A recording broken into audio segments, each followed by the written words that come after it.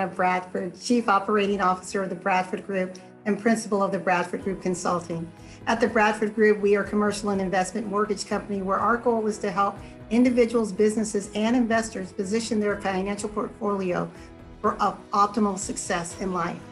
And with the Bradford Group Consulting, our goal is to work with individuals as well as businesses to help position them for growth, success, and financial positioning today and in the future. Today, I'm going to talk to you a little bit about a concept called position, condition, game on. You know, I used to be an athlete, believe it or not, running track, playing competitive racquetball. And one day I found myself on the courts with racquetball, and I felt this excruciating pain in my calf. And the next thing I knew, I came crashing down to the floor. Well, you guessed it, I had ruptured an Achilles tendon. Well, fast forward, came back, went through surgery, did all the rehab, and I was back on the court, feeling good, feeling strong. The second match, you're not gonna believe it, guess what happened? I ruptured the other Achilles tendon. So the cycle began again.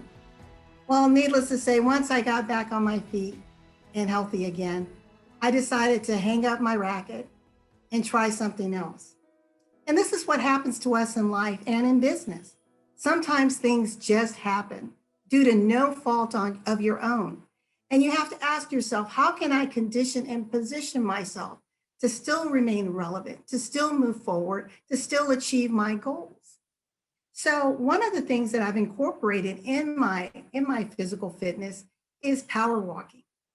So I want to take you on this power walking journey with me as an analogy to what we do in life and in business. Well, imagine you're doing your power walk, but you are in the confines of a very comfortable, temperature control regulated indoor track. And you are disciplined and you are daily going there and you're walking your 5 miles a day. It's great.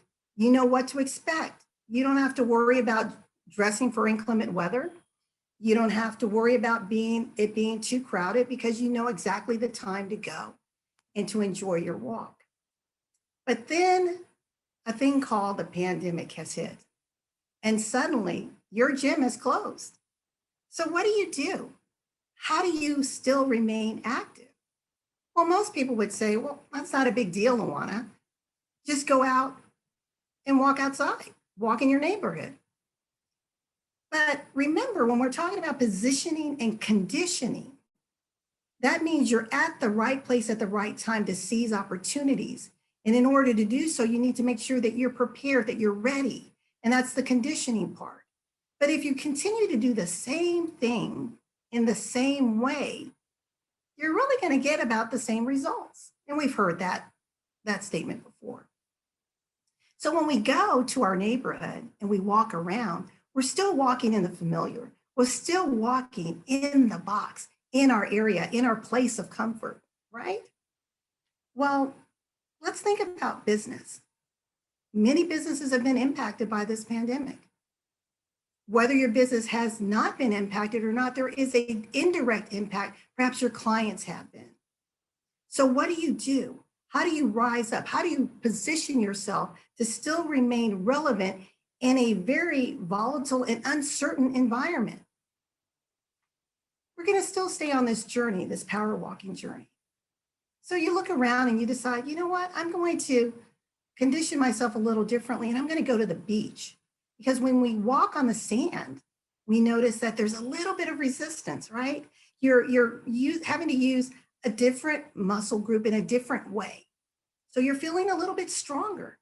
Just like in business, you try something a little bit new, you venture out of the box a little bit, but you don't stretch too far away from your comfort zone. Well, on the beach, think about it. We've seen the photos. Everyone's on the beach. You say it's Memorial Day and the crowds just pack the beaches. Well, that's kind of like this whole pivoting concept that we hear in business. Suddenly, everyone is running toward the latest, the greatest, the shiny bling bling that's out there. and the masses are going. And sometimes you may find yourself being pulled and tugged, just like those beachgoers. You feel a little resistance, but you also feel kind of confined and pressed because everyone's out there. And you're not really able to spread your wings and advance and feel a little bit different, a little special. Well, the one thing that I always like to challenge individuals in business is when you think about your goal and you truly believe that it's that divine vision that's been implanted in you, then when you do the term that people are saying pivoting means to turn away from. So if you know that that's truly your place of genius, why would you turn from the goal? Why wouldn't you just reposition yourself to remain relevant, meaning navigating in a different way to get to where you need to go? And in that navigation, strengthening yourself as you are elevating and rising higher in your objective. Let's go back to the beach. Remember I said it's crowded, everyone's there.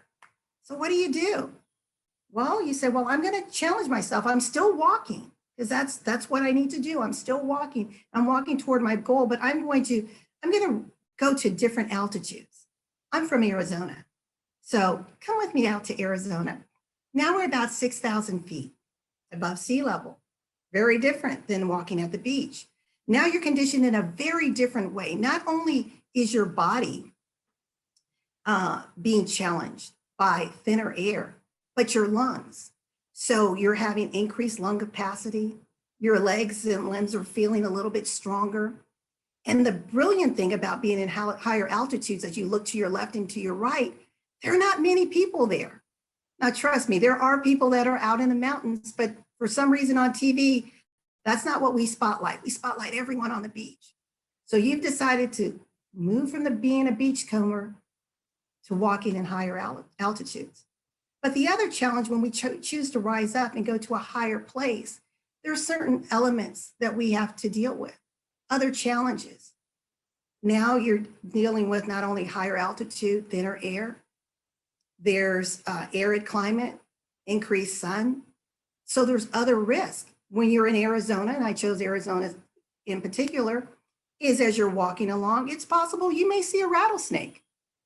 You may be even, as I experienced last month when I was at home visiting my parents, being chased by a pack of javelina. Those are wild boars. You don't want to be in that situation, but sometimes we find ourselves in a predicament that we have to scurry out of very quickly. So with that, you're still moving forward, you're journeying, you're feeling good. But the other brilliant thing about being at a higher altitude, now your vantage point is even clearer. See, in order to really achieve our goals and objectives in life and in business, we have to have a clear line of sight. We have to remove ourselves from the ash and trash of life and be able to just sit and rest in clarity, allow ourselves to rise up to those higher faculties of imagination, of creativity, of innovation, of reasoning. That's the God seat, as I like to call it. And that's when brilliance and magic happens. But as I mentioned, you still see some people walking side by side. And it's okay if you choose to stay in your box and walk in your neighborhood. There's nothing wrong with that. It's your life. It's your choice. And it's okay if you're comfortable being with the masses. That's all right too. But some of you dare to be a little different and you want to rise a little higher. But then there are those that choose to really mount up with wings as eagles and be those that choose to soar in a way that they are trailblazers, that they are innovators, that they are trendsetters, that they become the thought leaders and influencers of the world in life and in business. They dare to be different. When everyone goes left, they go right. I like to call these the snow walkers. Now, when you think about snow at higher altitudes, again, we're still on that walking journey. What you experience, same conditions that I've already explained, but now you have the added element of cold, the risk of hyperthermia. So the higher you go, the higher in elevation, the more you dare, the greater the risk. but the greater the risk, the greater the reward. So as you're journeying, if any of you are familiar with being out in deep snow, it's not always a cakewalk. It may appear that the powder is nice and even, but you don't see what's beneath it. You often don't see if it's a second layer of snow, then it may be covering a layer of ice, slush, anything that could make your journey that much difficult or even dangerous. Or you may be walking along and suddenly you're waist deep in snow. But the other thing in that journey, it requires special equipment, right? A little bit different than your casual walking. So you may have your poles, you may have your snowshoes. You definitely have everything to protect and insulate your body from the risk of hypothermia. I want to share a little story. A friend of mine, she dared to do something that is just amazing. She is truly a literal snow walker. She climbed Mount Kilimanjaro. And those of you that know anything about Mount Kilimanjaro, it is the highest single standing mountain in the world. This mountain is in Tanzania and it is 19,341 feet. It is a 5 to 9 day journey, 16 to 18 hour day walking. Many people don't make it up. Many die along the way.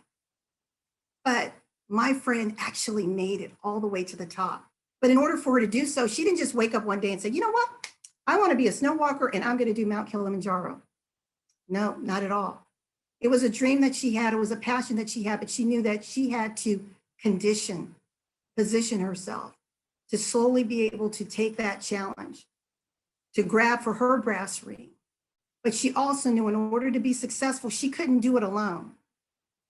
See, for those of you who are watching this, no matter how far you choose to go, how high you choose to rise up, the journey will only be successful if you have the proper team.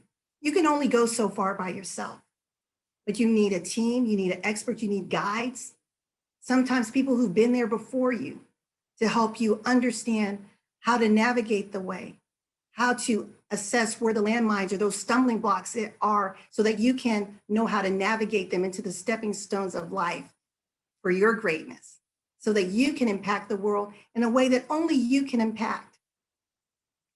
So with that, I want to challenge each of you to dare to be different, to rise up, to be an influencer, to be a change maker, to be a leader, to come from behind the mask of our fears or worries or concerns of what other people may think, to step out of the box.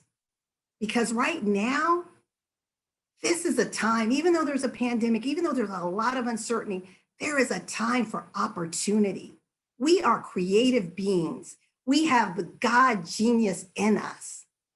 Tap into it. Dare to be different. Believe that you will have the answers for solutions that people are looking for. Know that you can change lives, make a difference, and build a legacy. Become a snow walker and get ready to not only survive, but thrive.